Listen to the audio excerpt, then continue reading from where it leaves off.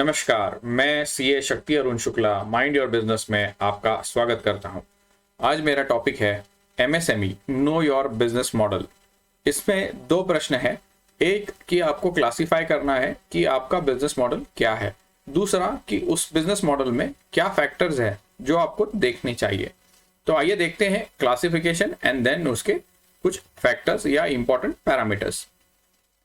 पहला, ओईएम होता है कि ओरिजिनल इक्विपमेंट मैन्युफैक्चरर, जैसे मारुति सुजुकी, होंडा, इस तरह की जो गाड़ियां बनाते हैं जो इनका खुद का अपना एक प्रोडक्ट है। उसके बाद है सर्विस प्रोवाइडर। सर्विस प्रोवाइडर को मैंने 3 टाइप्स में बताया गया है यहाँ पर एक सैंपल के तौर पे, कि जैसे जॉब वर्कर जो किसी के प्रोडक्ट के लिए कुछ पार्ट्स मैन्युफैक्चर करता है या पूरा प्रोडक्ट ही मैन्युफैक्चर करके देता है, बट वो पूरी तरह से मैन्युफैक्चर ओईएम नहीं होता है। दूसरा है, जैसे आपने फार्मा में देखा होगा कि फार्मा में दवाइयां कोई और बना रहा है, मार्केटिंग कोई और कर रहा है।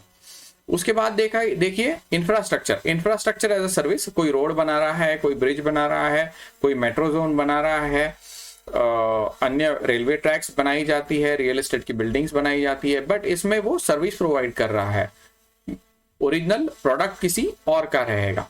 उसके बाद है वेरियस कंसल्टेंट, जो सभी सेक्टर्स जितने भी मौजूद है उनमें अपनी अपनी सर्विस प्रोवाइड करते हैं। तो इसमें आप पहले तो क्लासिफाई कीजिए कि आपका बिजनेस किस कैटेगरी में आता है। आगे देखते हैं इंपॉर्टेंट पैरामीटर्स। इंपॉर्टेंट पैरामीटर्स या क्वेश्चंस जो है वो आपको जानने हैं। Do you have answers to your important questions of your business?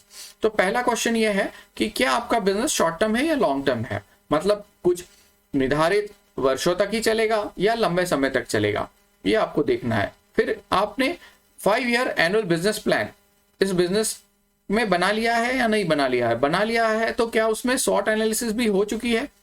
SWOT analysis होता है कि स्ट्रेंथ, वीकनेस, अपॉर्चुनिटी और थ्रेट्स।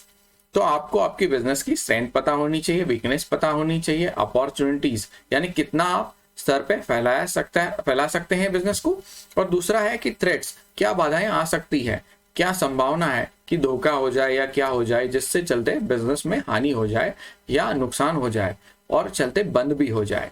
जैसे कोरोना पैंडेमिक एक बड़ा थ्रेट था जो कि अननोन था। फिर आगे देखते हैं कि कॉस्ट ऑफ इक्विटी और कॉस्ट ऑफ डेब्ट। कॉस्ट ऑफ इक्विटी के लिए एक एग्जांपल बताना चाहूंगा कि मान लीजिए मेरे पास 1 लाख रुपए हैं, मैं उसकी अगर एफडी करता हूं तो बैंक मुझे 6 या 7% से इंटरेस्ट प्रोवाइड करेगी।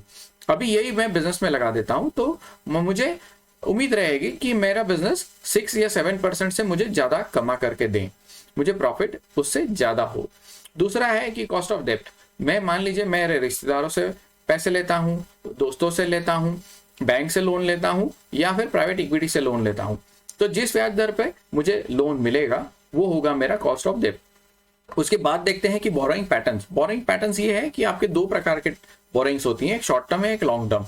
तो आपको देखना है इसमें कि शॉर्ट टर्म बोरोइंग काफी लोग लॉन्ग टर्म में यूज करते हैं, लॉन्ग टर्म शॉर्ट टर्म में यूज कर लेते हैं। जैसे एक एग्जांपल देना चाहूंगा, मैंने काफी लोगों को देखा है कि जो पर्सनल लोन लेते हैं और कार खरीदते हैं, बट कार के लिए तो आपको ऑलरेडी 7 इयर्स के लिए बैंक लोन देती है, वो भी कम ब्याज दरों में, तो आप पर्सनल लोन क्यों लेते हैं?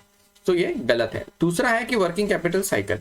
वर्किंग कैपिटल साइकिल में आप देखेंगे कि जिस तरह पानी की एक साइकिल होती है कि समंदर से सूरज उसकी भाप बना करके बादलों में ले जाता है, बादल फिर बरसते हैं पानी के स्वरूप में और पानी, ये साइकिल घूमती रहती है। उसी प्रकार आप कैश देकर के माल खरीदते हैं, उसका प्रोडक्ट बनाते हैं, प्रोडक्ट बेचते हैं, प्रोडक्ट बेचने के बाद आपको पैसे मिलते हैं। तो पैसे की साइकिल जो स्टार्ट होती है कि आपने जब खर्च किया और दोबारा पैसे आपको आए, ये पूरी साइकिल आप कितने दिनों की है ये आपको पता होनी चाहिए। इसको बोलते हैं वर्किंग कैपिटल साइकिल। इसका फॉर्मूला है debtors plus inventory minus creditors.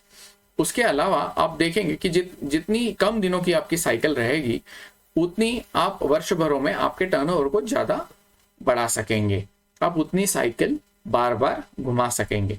दूसरा है कि फिक्स कॉस्ट। फिक्स कॉस्ट क्या है कि जैसे मान लीजिए मैंने रेंट से प्लांट लिया हुआ है, मुझे रेंट तो देना ही है, मैंने एमएससीबी का कनेक्शंस भी लिया है, मिनिमम रेंट मुझे आना है, फोन बिल का आना है, नेट कनेक्शन का आना है, वाटर चार्जेस आना है, अन्य चार्जेस आने हैं, मैंने एम्प्लॉयज भी कुछ रखे हैं सैलरी के रोल पे, तो उनकी सैलरी भी एक फिक्स कॉस्ट है। मेरा बिजनेस हो या नहीं हो, मुझे ये खर्च उठाने ही है, इसको कहते हैं फिक्स कॉस्ट।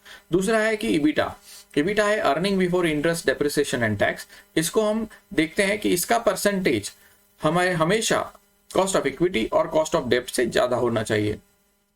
ये आप हमेशा ध्यान रखिए। दूसरा है कि break even point. Break even point ये होता है कि आपको मिनिमम सेल्स, मिनिमम रेवेन्यू कितना करना है, मिनिमम धंधा कितना करना है कि जिसमें आपका फिक्स कॉस्ट कवर हो जाए, यानी नो लॉस नो प्रॉफिट भी रहे बट आपके सारे खर्चे कवर हो जाए। उसके बाद देखते हैं कि जो भी लॉन्ग टर्म प्रोजेक्ट्स होता है इसमें एक इंपॉर्टेंट फैक्टर होता है आरओआई, रिटर्न ऑन इन्वेस्टमेंट। इसका आप बारीकी से ध्यान रखिए और रिटर्न ऑफ इन्वेस्टमेंट आपकी कॉस्ट ऑफ इक्विटी और कॉस्ट ऑफ डेब्ट से ज्यादा हो, ये हमेशा ध्यान रखिएगा। आगे चलते हैं हम कि बिजनेस रिस्क। बिजनेस रिस्क अगर स्वॉट एनालिसिस में आपने पता लगा ली है तो आप पूरी तरह से उसको इंश्योरेंस के स्वरूप से एश्योरेंस करा लीजिएगा। और भी बिजनेस से जुड़ी हुई अन्य बातों के लिए और भी कुछ जानकारी अगर आपको चाहिए तो प्लीज हमसे संपर्क करें। हमारा डिटेल्स ये है। धन्यवाद।